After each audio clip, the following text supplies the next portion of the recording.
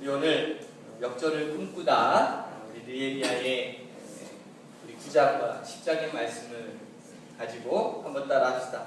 기념비적인 신앙을 세우자.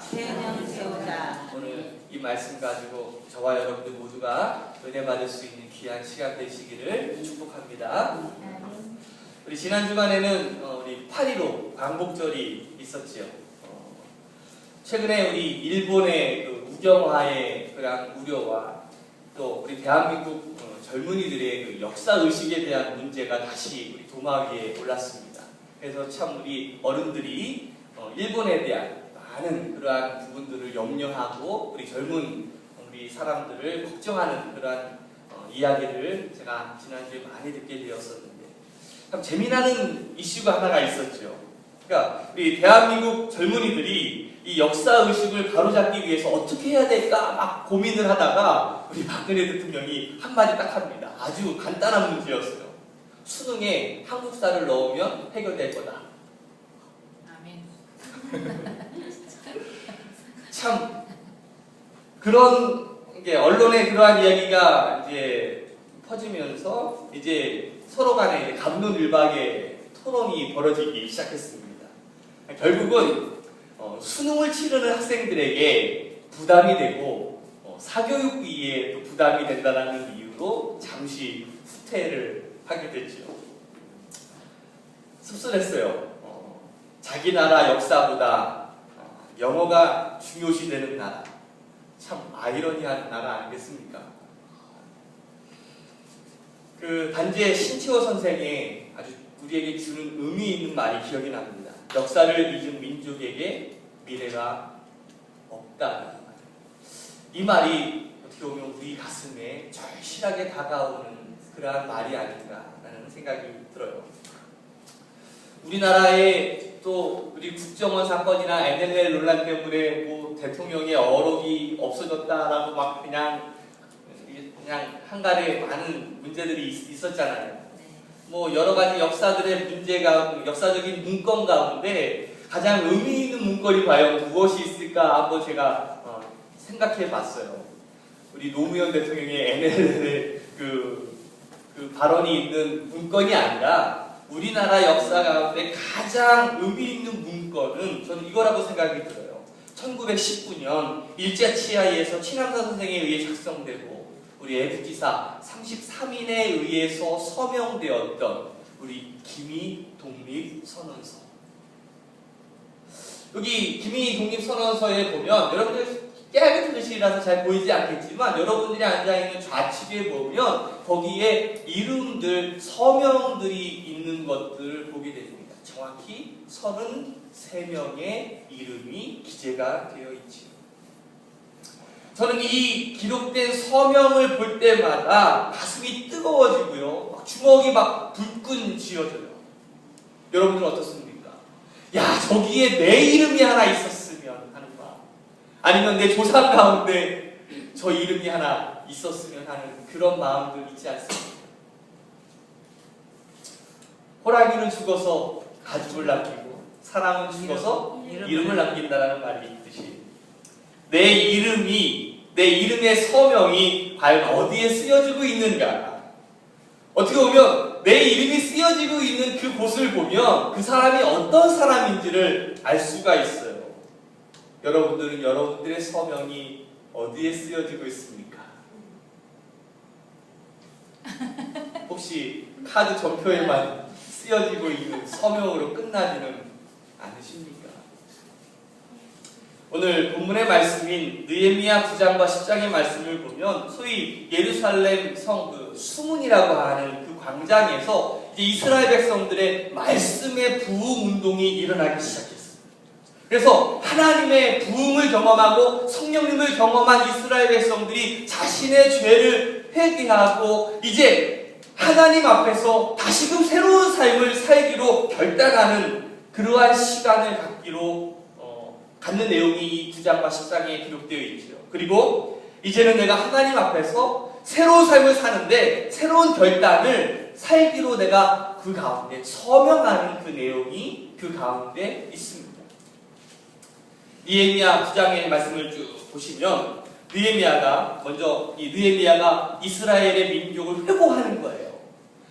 여러분들, 하나님께서 아브라함을 택하셔서 그리고 그 민족을 아브라함을 통해서 세우시기를 원하셨습니다. 그래서 이 아브라함을 택하셔서 아브라함을 하나님의 백성으로 삼으셨고, 또 그 이집트에서 있었던 그러한 수많은 일들과 또 이제 광야에서, 이제 출애굽을 해서 광야에서 하나님께서 홍해를 가르시고, 낮에는 구름 기둥으로 밤에는 불 기둥으로 인도하셔서 지금 여기까지 하나님께서 인도해 주셨는데, 근데 그 하나님의 은혜에도 불구하고 지금 우리들의 모습과 이스라엘 백성들이 얼마나 범죄했는지를 참회하는 내용이 바로 이스라엘의 9장 전반에 있는 그러한 내용이에요.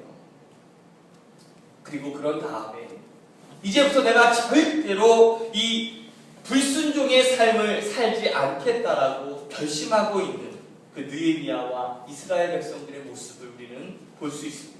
그리고 이러한 결심을 문서화해가지고 이제 기록으로 남기기로 작정을 하죠. 그리하여 민족의 지도자, 우리나라는 33인이지만 우리 느헤미야와 이스라엘 백성들의 민족의 지도자는 84명이 바로 이 문서에 서명하는 내용이 바로 오늘 우리가 읽어본 본문의 말씀이에요. 이 느헤미야 10장을 보면 이 서명자들의 명단이 기록되어 있습니다. 1절에 보니까 대표로 느헤미야와 시드기야가 서명하고 있고요. 2절부터 8절까지는 제사장들이 서명하고 있어요. 그리고 9절부터 13절까지는 17명의 레위족 대표들이 서명을 하고 있고, 그리고 14절 이하에는 일반 백성의 지도자들 44명이 서명한 것이 바로 이 느헤미야 10장에 있는 그 명단이죠. 도대체 이 역사의 이 문서의 내용이 과연 무엇이었을까? 저는 이 느헤미야를 비롯한 84명의 이스라엘 백성들, 이스라엘 지도자들이 서명한 이 문서의 내용이 오늘을 살아가고 있는 우리에게 또 하나님의 부흥을 사모하는 우리에게 무엇보다 더 필요하다라고 저는 믿습니다. 그리고 오늘 우리 새로운 교인들이 새로운 삶을 결심한 삶의 교훈이고 삶의 내용이라고 저는 확신하는 거예요. 저는 오늘 여러분들의 일생에 기념비적인 사건의 시간이 이 예배 가운데 있기를 주님의 이름으로 축복합니다. 우리가 기념비적인 신앙인으로 살기 위해서 우리가 해야 될 첫 번째는 뭐냐면, 한번 따라합시다. 하나님 백성답게 살아라. 하나님 백성답게 살아라. 옆 사람한테 한번 인사해 보세요. 하나님 백성답게 사세요. 하나님 백성답게 사세요. 우리 10장 29절 말씀을 한번 읽어볼까요? 같이 읽습니다. 시작. 우리가 하나님의 종 모세를 통하여 주신 하나님의 율법을 따라 우리 주 여호와의 모든 계명과 규례와 율례를 지켜 행하여. 아멘. 하나님의 율법은 곧 하나님의 말씀을 말하고 있는 거예요. 그것은 바로 우리들의 삶의 기준이라고 할 수가 있겠죠. 그런데 이스라엘 백성들이 이 하나님의 말씀을 어겼어요. 불순종했다라는 거죠. 그런데 지금 이스라엘 백성들이 뭐하고 있는 거예요? 자신들의 죄를 자복하고 회개하고 있는 부흥운동이 이 이스라엘 수문 앞에서 일어나고 있는 거죠. 9장 21절 말씀을 보면 한번 같이 읽어볼까요? 시작. 그들은 순종하지 아니하고 주를 거역하며 주의 율법을 등지고 주께로 돌아오기를 경멸하는 선지자들을 죽여 주를 심히 모독하였나이다. 지금 자신의 죄들을 계속해서 자백하고 있는 거예요. 또 그 다음 34절 읽어볼까요? 시작. 주의 율법을 지키지 아니하며 주의 명령과 주께서 그들에게 경계하신 말씀을 순종하지 아니하고. 아멘. 이스라엘 백성은요, 하나님의 말씀을 지키지 않은 것, 다시 말하면 불순종한 것에 대해서 회개하는 그러한 이스라엘 백성들의 모습을 우리는 볼 수가 있습니다. 하나님께서는요, 끊임없이 이스라엘 백성들을 돌보셨습니다. 광야 생활 중에서 낮에는 구름 기둥, 밤에는 불 기둥으로 끊임없이 이스라엘 백성들을 이끌어 가시고 인도하셨지요. 오늘 우리 인생도 하나님께서 인도하고 계심을 믿으십니까?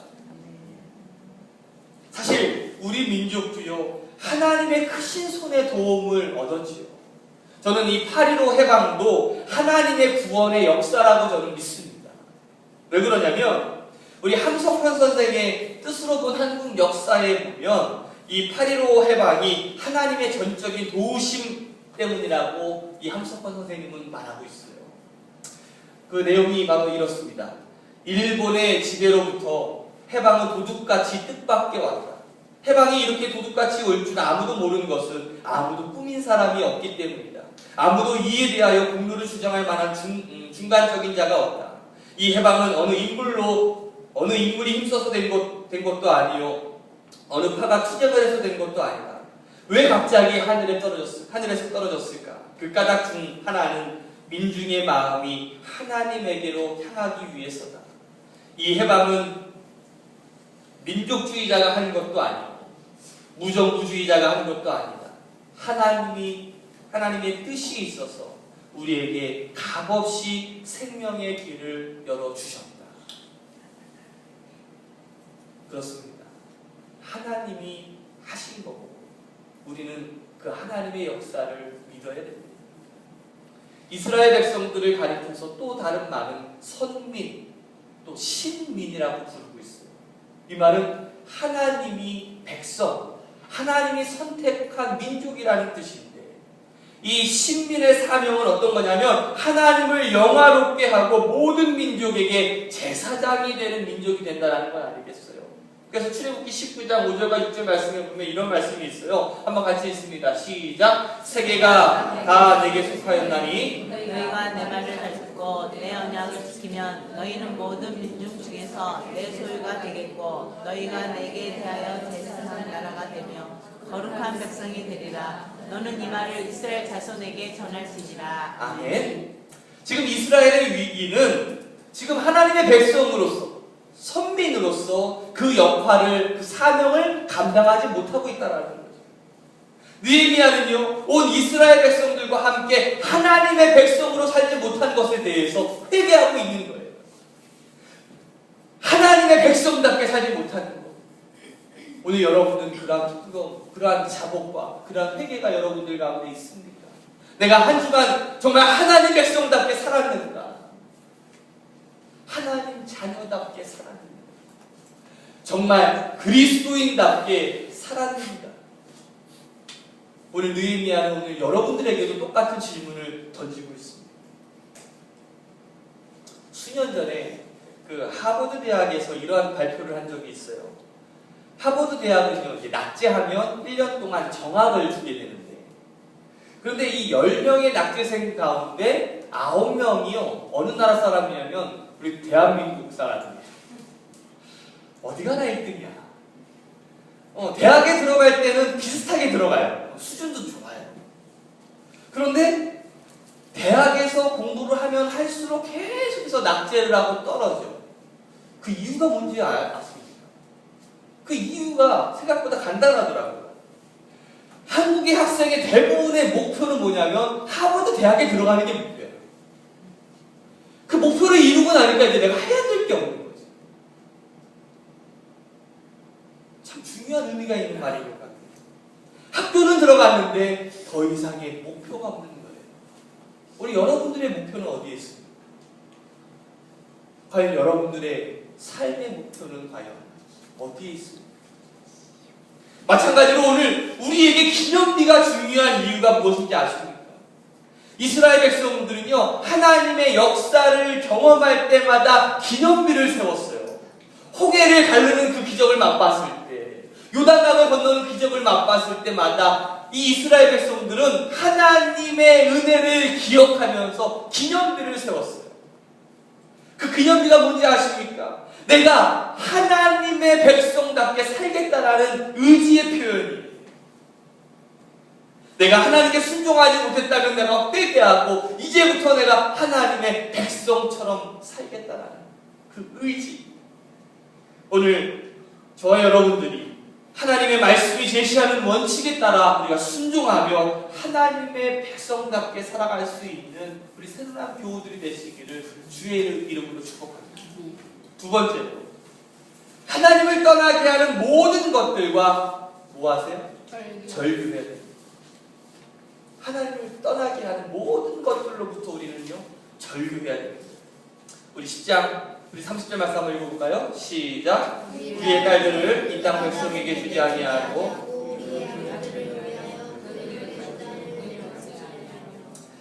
우리가 이 말씀을 우리가 좀 편협한 시각으로 읽으면 안 돼요. 뭐 성경이 국제 결혼을 반대한다 뭐 이런 식으로 이해해서는 안 됩니다.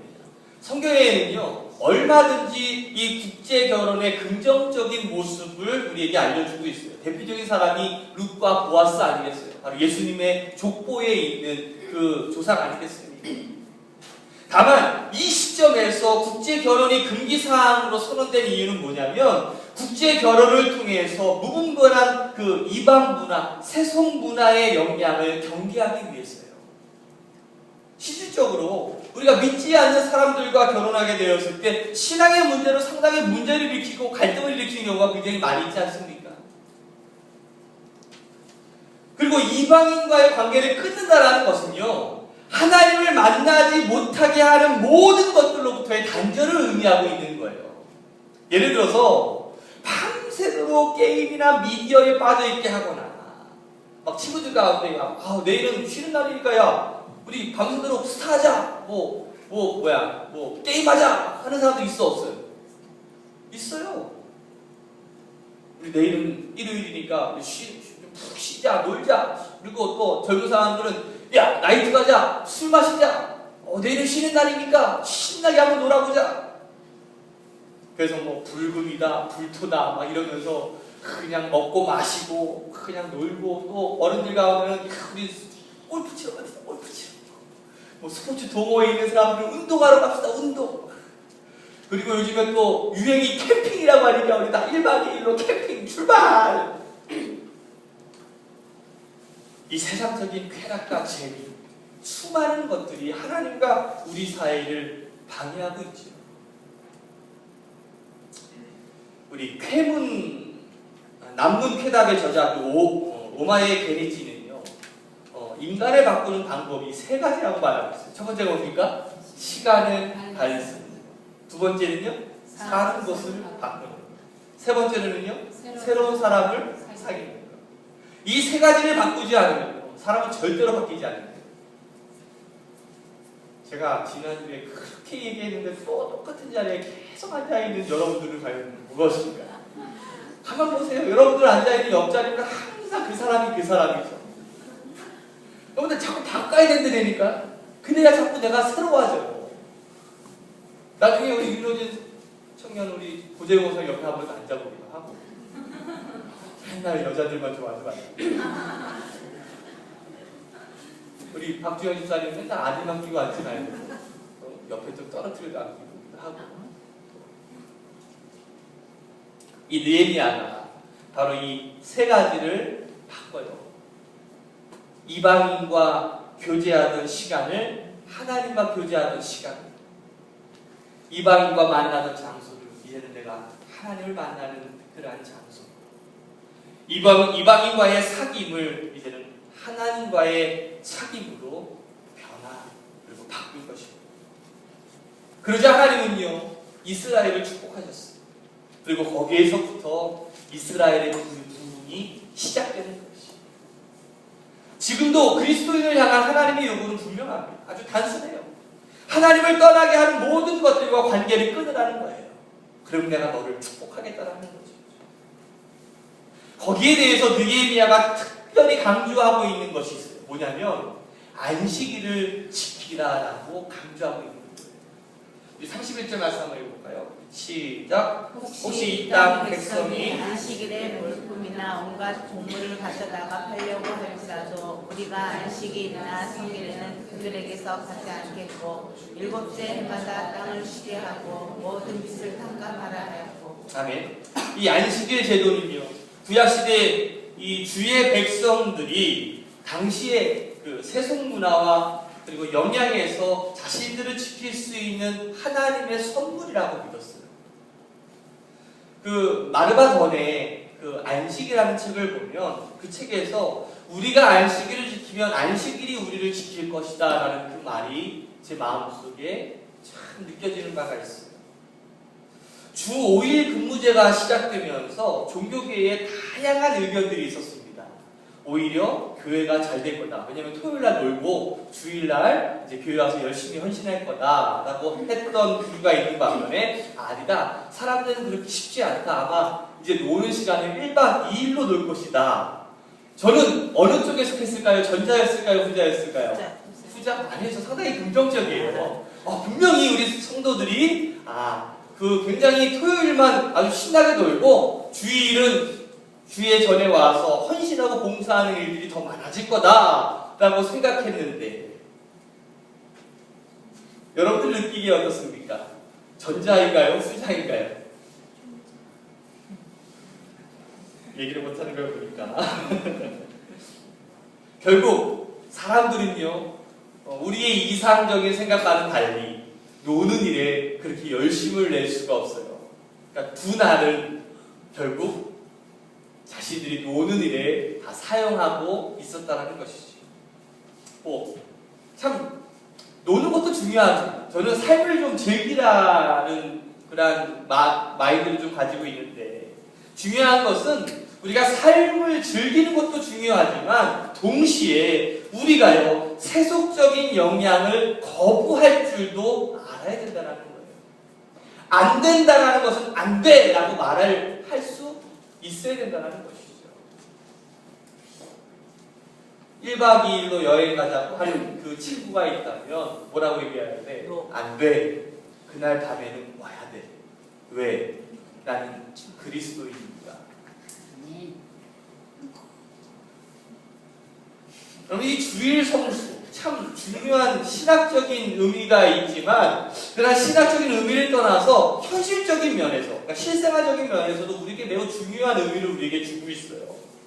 먼저 창조 질서의 면에서 생각해 볼 때에 이 세상을 창조하시고 우리를 창조하신 분은 하나님이시잖아요. 그러니까 나를 만들었다는 것은요 누구보다도 나를 잘 아신다라는 거 아니겠습니까? 하나님은요 인간을 창조하셨기 때문에 인간의 생체 리듬에 대해서 누구보다도 잘 알고 있는 거죠. 그 하나님께서 우리에게 일곱째 날은 안식해라라고 했을 때 그 이유가 분명히 있을 거예요. 괜히 일곱째 날에 안식하라라고 하지는 않았을 거라는 것이죠. 엿새를 열심히 일하고 하루를 쉬는 것은요 우리의 몸과 마음의 건강을 유지할 수 있는 아주 좋은 창조의 질서입니다. 실질적으로 이 러시아에서 이 공상혁명이 일어났을 때에 이 레닌이 그 노동 생산을 높이기 위해서 사실은 이거예요. 기독교인을 말살하기 위해서 어떤 정책을 썼냐면 우리는 보통 6일 쉬고 7째 날에 가서 교회에 가서 예배드리면서 쉬잖아요. 안식을 경험하잖아요. 근데 교회 못 가게 하기 위해서 어떤 방법을 썼냐면 7일을 일하고 그 다음 8일째 하루를 쉬었어요. 그런데 6일보다 7일을 일하고 8일째 하루 쉬면은 일하는 날이 더 많아지잖아요. 그러니까 더 생산을 더 높일 수 있을 거다라고 생각을 했는데 결과는요 30%나 생산이 줄어들었어요. 그래서 레닌이 그럼 바꿨어. 그러면 5일을 일하고 6일째 쉬자. 마찬가지로 30% 줄었어요. 참 신기한 게 6일을 일하고 하루 7번째 날을 쉬니까 가장 생산력이 높았다라는 실질적인 결과가 나왔다는 거죠. 이것뿐만 아니라 주일 성수는요 우리의 영혼을요 건강하게 합니다. 성경에서 이 거룩이라는 말을 많이 쓰잖아요. 거룩. 이 거룩이라는 단어가 쓰일 때는 어떤 데 쓰이냐면 항상 하나님과의 관계를 나타날 때 이 거룩이라는 단어를 써요. 십계명에서 제 4계명이 뭡니까? 안식일을 거룩하게 지키라. 이 안식일을 거룩하게 지키라는 뜻은 뭐냐면 하나님과의 깊은 관계의 시간을 의미하고 있는 거예요. 사실 우리가 엿새 동안 열심히 일할 때에는요 시간적으로나 질적으로나 온전히 하나님과 관계 맺는 것이 쉬워요, 어려워요? 어렵죠. 그래서 이 안식일을 거룩하게 지키라는 이 명령에는 하나님과의 관계를 방해하는 것들로부터 이제는 완전히 떠나서 온전히 하나님께만 교회에만 집중하라라는 그 말이 내포되어 있는 거예요. 예를 들어서 내가 동근이와 거룩한 만남을 갖기를 원합니다 라고 이렇게 이야기하는 것과 우리 동근이와 놀기 원해요 하는 말과는 굉장히 큰 뉘앙스가 있지 않습니까? 하나님과의 깊은 그리고 온전한 관계를 맺는 이 시간, 참 우리에게 있어서 소중한 시간이고, 그 매튜 헨리라고 하는 신학자는 이 시간을 이렇게 표현하고 있어요. 하나님과 함께 하는 하루에서 안식일을 뭐라고 표현하고 있냐면 은혜의 울타리 속에서 보내는 시간입니다. 우리는 매일매일 사실 하나님의 보호를 받으면서 살아갑니다. 하지만 주일만큼 이 세상의 어떤 것으로부터 방해받지 않고 하나님과 깊은 교제를 나누게 될 때, 사실 나머지 평일의 시간도 이 주일의 영향을 받아서 살아갈 수 있는 시간이 되는 것입니다. 사랑하는 새문학교 여러분, 내가 하나님을 떠나게 하는 모든 것들로부터 여러분들 단절하시기를, 그렇게 결단하시기를 주님의 이름으로 축복합니다.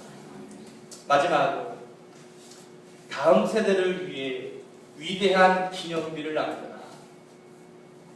느헤미야 10장에 자주 등장하는 단어가 두 가지가 있는데, 하나님의 전이라고 하는 단어와 11조라고 하는 단어예요. 10장 32절에 보니까 하나님의 전을 위하여 쓰게 하라. 10장 33절에 보니까 하나님의 전의 모든 일을 위하여 쓰게 하였고, 35절 보니까 여호와의 전에 드리기도 하였고. 그런데 하나님의 전과 11조가 과연 무슨 상관이 있을까? 이 구약시대의 하나님의 성전은요, 하나님 사역의 핵심 주체였습니다. 그런데 이 느헤미야가 그 당시에 이 바벨론 포로에서 이 약속의 땅으로 돌아온 이스라엘 백성들이요, 성전을 지었지만 자신들의 생활이 어렵다는 이유만으로 11조를 등한시했던 거예요.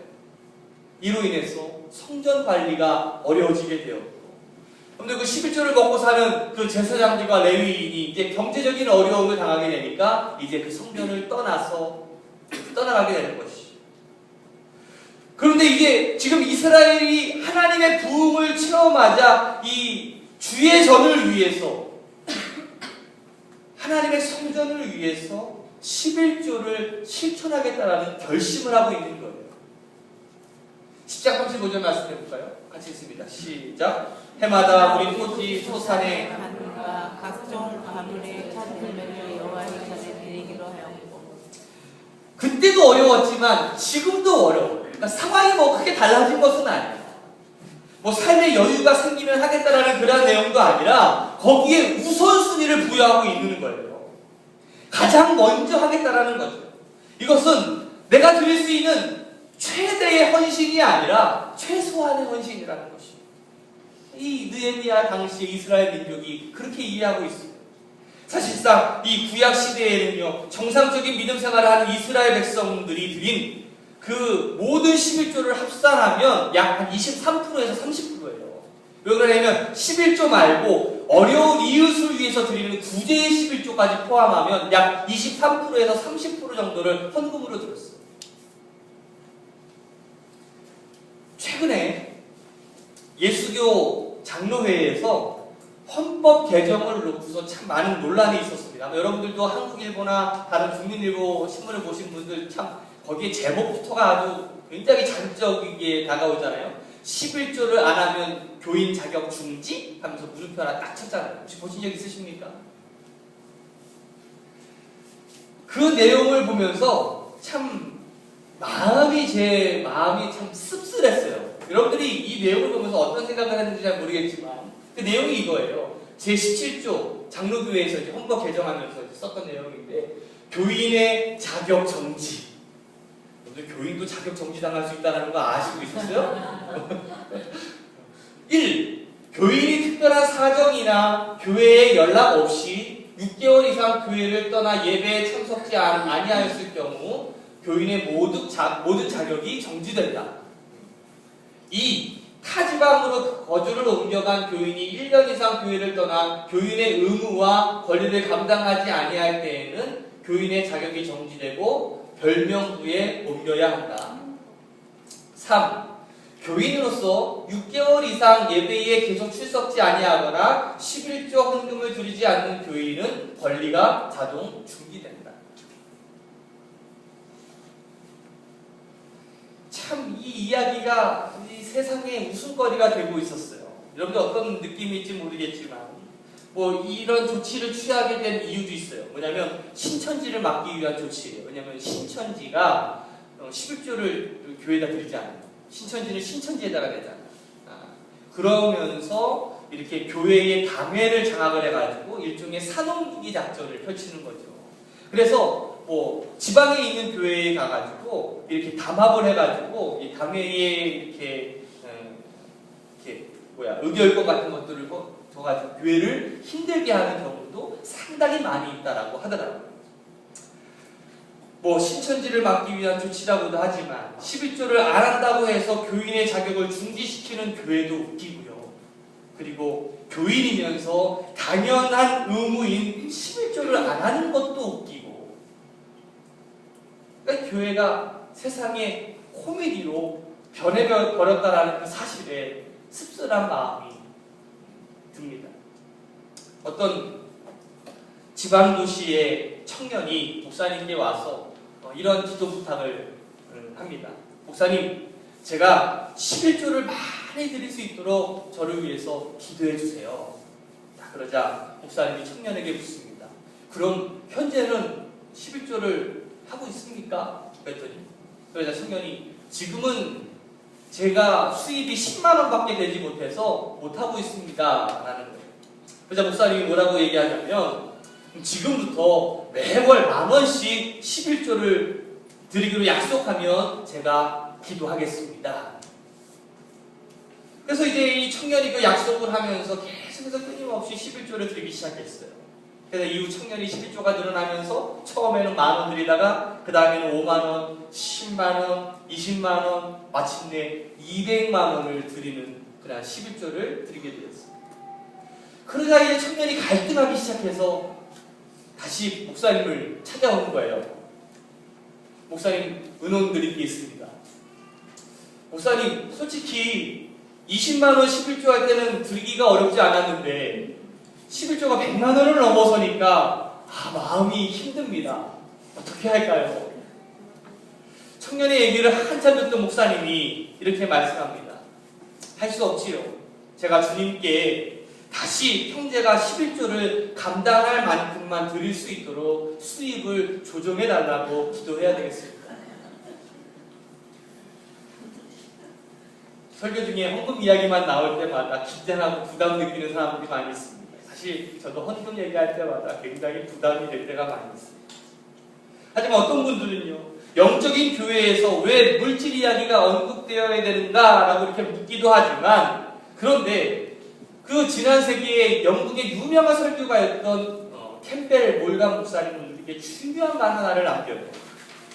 11조라는 돈이나 곡식 헌금은 물리적인 것이지만 이 헌금의 배후에 있는 헌신은 영적인 것이다 라고 말합니다. 우리의 물질적인 헌금은요, 바로 이 영적인 헌신의 표현이라고 할 수가 있는 것이죠. 헌신 없는 헌금이 있을 수 없듯이 헌금으로 표현된 헌신이야말로 진정한 헌신이라고 할 수가 있다는 것이죠. 저는 오늘 여러분들이 이 헌신을 통해서 하나님의 나라가 세워지고 다음 세대가 우뚝 세워질 수 있는 그러한 믿음의 성도들이 되시기를 주님의 이름으로 축복합니다. 아멘. 여러분들 지금보다는 5년 후에 교회가 더 나아지기를 원하고 있지 않습니까? 내가 지금 편한 교회보다는 내 자녀들이 더 편한 교회가 되었으면 좋겠다는 것을 꿈꾸고 있지 않습니까? 저도 사실 그런 꿈을 꾸고 있어요. 내가 목회할 때보다 내 다음에 있는 목사가 와서 이 교회에 왔을 때 더 행복하게 목회했으면 좋겠다. 더 편하게 목회했으면 좋겠다. 나는 그러한 그루터기가 되었으면 좋겠다. 그냥 디딤돌이 되었으면 좋겠다. 라는 그러한 꿈을 꾸고 있어요. 여러분들도 같은 꿈을 꿨으면 좋겠습니다. 내가 편한 게 아니라 내 자녀들이 더 편한, 그리고 내 자녀들이 더 행복하게 예배드릴 수 있는 그 교회를 함께 만들어 갑시다. 그러기 위해서는 누군가 헌신해야 되잖아요. 그러기 위해서는 누가 먼저 앞장서야 되지 않겠습니까? 오늘 우리 자녀들에게 과연 남겨주길 원하는 것은 과연 무엇일까요? 오늘 여러분들의 이 기념비적인 신앙의 유산을 물려줄 수 있는 우리 새로운교회 성도들이 되시기를 주님의 이름으로 축복합니다. 기도하겠습니다.